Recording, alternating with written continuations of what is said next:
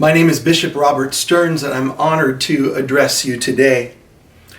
Every year, hundreds of Iranian American citizens and their supporters, including prominent American officials, have been traveling to Paris, France, to attend a grand gathering that attracts about 100,000 supporters every year.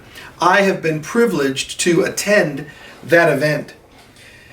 In recent years, including the 2018 gathering, over 600 parliamentarians from 70 nations and every continent on earth have gathered to hear Mrs. Maryam Rajavi and to show their support, to show our support for the Iranian opposition leader's 10-point Jeffersonian plan, which calls for a wonderful future for Iran and the Iranian people. This plan calls for the universal right to vote, for free elections, for a market economy, and advocates for gender, religious, and ethnic equality, and a foreign policy based on peaceful coexistence and a non-nuclear Iran. On January 2nd, 2018, Rouhani sent a message to French President Macron demanding that this event be canceled. And when he got the response from Macron that this is Paris and not Iran, and that the Parisians are functioning well within their rights, Rouhani responded that there would be consequences. At the time, no one knew what that meant. As reported by the Associated Press and by the U.S. State Department, on the day of the event, a senior Iranian diplomat drove his car from Iran's embassy in Vienna to the border of Brussels and Paris to physically hand deliver a military-grade bomb to two operatives to be planted at this event.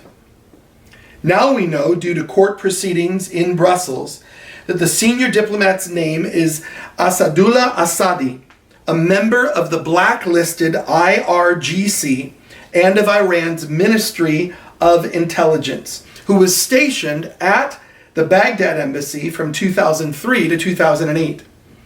He is known to be a master of explosives. 2 weeks before the event, he went to Iran, picked up the high explosive bomb in his diplomatic briefcase, got onto a 240-passenger Austrian Airlines flight, and went through the diplomatic route without being checked. We were blessed to find out the day after the event that this terror plot was foiled by a collaboration of German, French, and Belgian authorities.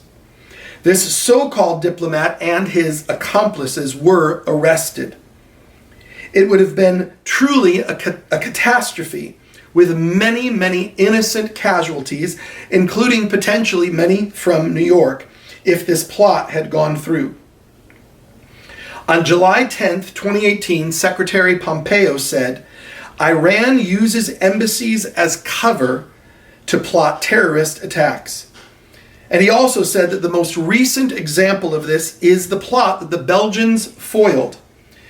And we had an Iranian diplomat out of the Austrian embassy as part of this plot to plant a bomb in a meeting of Iranian opposition leaders in Paris. This could have had catastrophic consequences and casualties, and I could have potentially been among them. On May 22nd, the Department of State said, since coming to power in 1979, the Iranian regime has been implicated in assassinations, terrorist plots, and terrorist attacks in more than 40 countries. Senior Iranian officials have declared that Iran follows and constantly surveils Iranian dissidents in these other countries to crack down on them and to strike decisive blows. Iran's global campaign of terror has included as many as 360 targeted assassinations in other countries and mass bombing attacks that have killed and maimed hundreds. As a Christian leader, I am tremendously concerned about my Christian brothers and sisters living inside Iran and the price that they are paying for their faith, including imprisonment and execution. I remind us of the words of Dr. Martin Luther King. We are a global family, and injustice anywhere is a threat to justice everywhere.